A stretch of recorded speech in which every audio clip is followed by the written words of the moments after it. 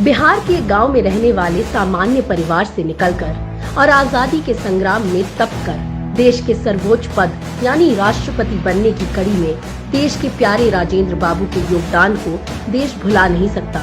और न ही भुलाया जा सकता है संविधान निर्माण में उनके योगदान को। जब संविधान निर्माण की बात आई तो राजेंद्र बाबू को संविधान सभा का अध्यक्ष चुना गया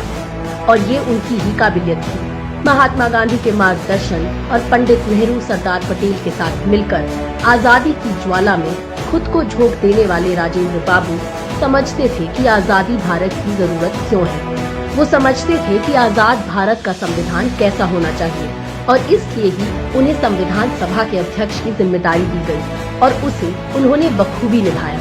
क्योंकि इससे पहले 3 बार कांग्रेस के राष्ट्रीय अध्यक्ष के रूप में वो अपना योगदान दे चुके थे। संविधान सभा की बहस के दौरान भविष्य की चुनौतियों को लेकर राजेंद्र बाबू ने साफ कहा, आखिरकार एक मशीन की तरह संविधान भी निर्जीव है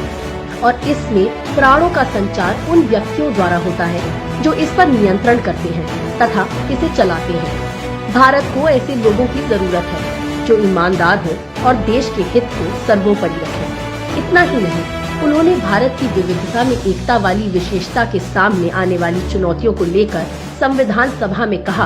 हम में सांप्रदायिक अंतर है, जातिगत अंतर है, भाषागत अंतर है, प्रांतीय अंतर है। इसके लिए दृढ़ चरित्र वाले लोगों की, दूरदर्शी लोगों की जरूरत है जो छोटे छोटे समूहों तथा क्षेत्रों के लिए देश के व्यापक हितों का बलिदान न दे और उन पूर्वाग्रहों से ऊपर उठ सके जो इन अंतरों के कारण उत्पन्न होते हैं। ये राजेंद्र बाबू की चिंताएं थी जो आज भी हमारे देश के सामने मुंह बाएं खड़ी है और अगर ये समस्याएं जीत गई तो राजेंद्र बाबू हार जाएंगे और हमारी जिम्मेदारी है कि हम उनकी चिंताओं को हारने न दें। जय हिंद।